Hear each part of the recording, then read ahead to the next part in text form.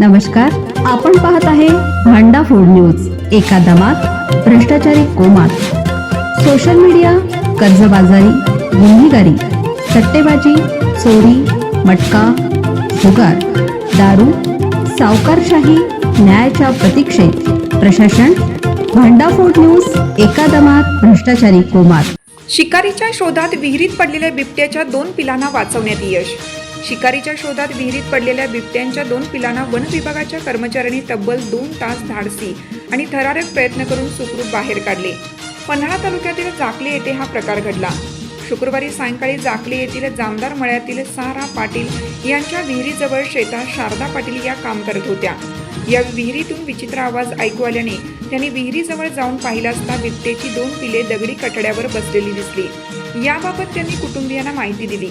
कुटुंबियांनी पोलीस पाटील अजित पाटील यांच्या मदतीने वन विभागाला माहिती कळवली। वनरक्षक योगेश पाटील हे प्रथम घटनास्थळी दाखल झाले।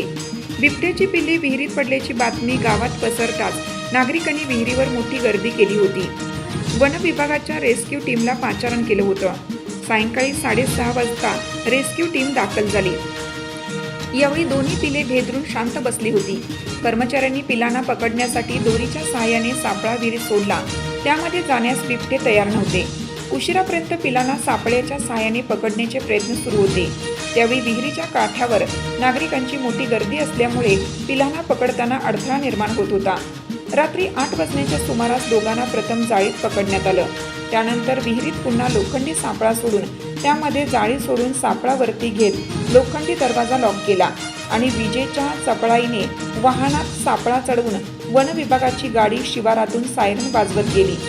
कोल्हापूरचे उपवन संरक्षक धैर्यशील पाटील यांच्या मार्गदर्शनाखाली पन्हाळा परिक्षेत्र अधिकारी अजित माळी, वनपाल सागर पटकरे, द्राक्षीचे वनरक्षक योगेश पाटील, प्रदीप सुतार, संतोष बिरंबोळे, रेस्क्यू टीम पन्हाळा व कोल्हापूर यांच्या पथकाने व जाकले सरपंच महादेव देशमुख, सागर माने, अजित पाटील, सचिन पाटील, राजेंद्र पाटील, प्रकाश करंबळे, दिलीप करंबळे यांनी ही मोहीम फत्ते केली।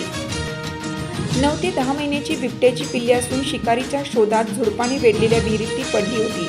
माहिती समजल्यावर आम्ही तात्काळ पोहोचलो। याची आई याच परिसरात वावरत असल्याने सावधगिरी बाळगावी असे आवाहन राक्षीचे वनरक्षक योगेश पाटील यांनी केले आहे।